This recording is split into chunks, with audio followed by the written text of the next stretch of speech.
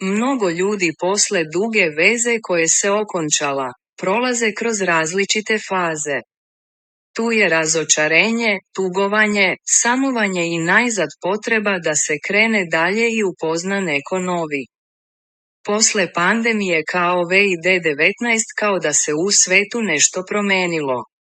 Nestalo je spontanog upoznavanja tokom izlaska dok su sajtovi za upoznavanje stekli sve veću popularnost.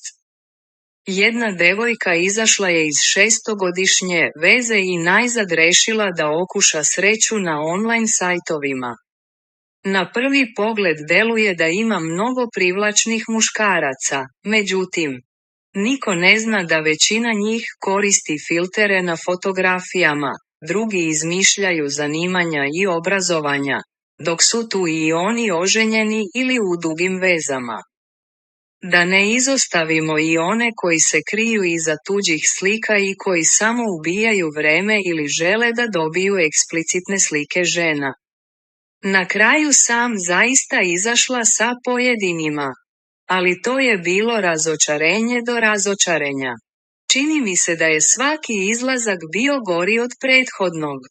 To je bila prava noćna mora, započinje ona svoju priču. Ova devojka je dalje objasnila da su joj na prvom izlasku nudili razne bizarne stvari. Od nastranog seksa, preko konzumiranja droge, do umešanosti u ilegalne poslove. Užasnula sam se kakve sam sve likove tamo srela, nisam mogla da verujem šta mi traže. U suštini sam jedva izvukla živu glavu. Za ono malo njih za koje sam smatrala da su iole normalni, takođe se ispostavilo da nisu. Jedan je delovao kao pristojan momak, a onda kada smo došli kod mene mi je pitao koliko li mi košta stan. Zatim je dodao da ukoliko se budem ponašala kako njemu odgovara i ne nerviram ga, možemo da budemo zajedno, ali da mu odmah prepišem više od polovine svog stana. Drugi je delovao da je pravi.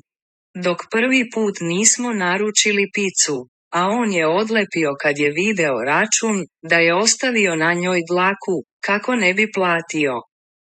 Naslušala sam se da sam premlada, prestara, premršava i predebela.